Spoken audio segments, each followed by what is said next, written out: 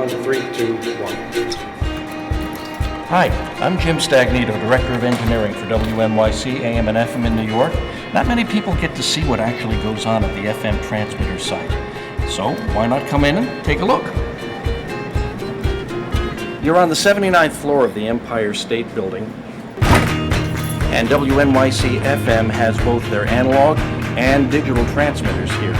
Every room needs a mascot. WNYC FM has one in their transmitter room, and of course, it can be nobody else but Kong. You see a lot of flashing lights, you see a lot of meters, and you may ask yourself, well, just what is all this stuff? It just looks like a big stereo system.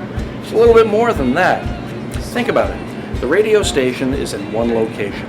Radio station currently is at 1 Center Street in New York City. Soon it's going to be on Varick Street. But we're in the Empire State Building. How does the signal get from one point to another? Well, two ways. One is through a digital telephone line, which is received on this device called an interplex, and another is through a microwave radio. Its sole purpose is to get the signal from one point, our studios, to another, our transmitter. Is there an on and off button? Yes, and I'm not going to show it to you. Is it here somewhere? Oh, yes, it is. One of these buttons would turn the whole thing on? Well, not one of these, Kurt. Oh, really? Not one of these. So once we've processed the audio, we then have to transmit it. Our transmitters are multi-stage devices. It starts with a building block that's called an exciter. The audio that we've just processed goes into the exciter, and it's turned into radio waves, basically, but at a very low power. If you look over here, the power output of the exciter is very, very low. It's only 10.5 watts. Well, even at this height, at 1,300 feet, you're not going to get that signal very far. So we have to amplify that. And that's done, typically, we call this simply the transmitter, but in reality, the transmitter is the exciter plus this large power amplifier. From 10.5 watts in the exciter, this gets kicked up to 5.8 kilowatts, 5,800 watts. With this power level, WNYC FM covers about 40 air miles.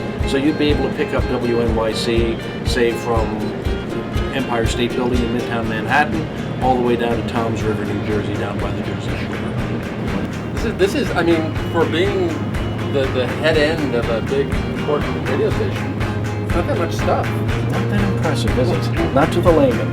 It is more impressive to somebody who's been doing it for a long time and has seen the progression. To me, I've been doing this now for 37 years.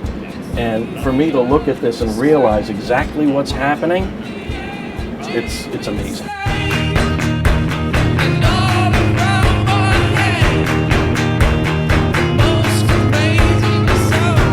I love radio because it's a very personal medium. It doesn't matter what it is that you're listening to, talk, music, it's personal, it's one-on-one. When you're listening to the radio, the person on the other end of that dial is talking straight to you.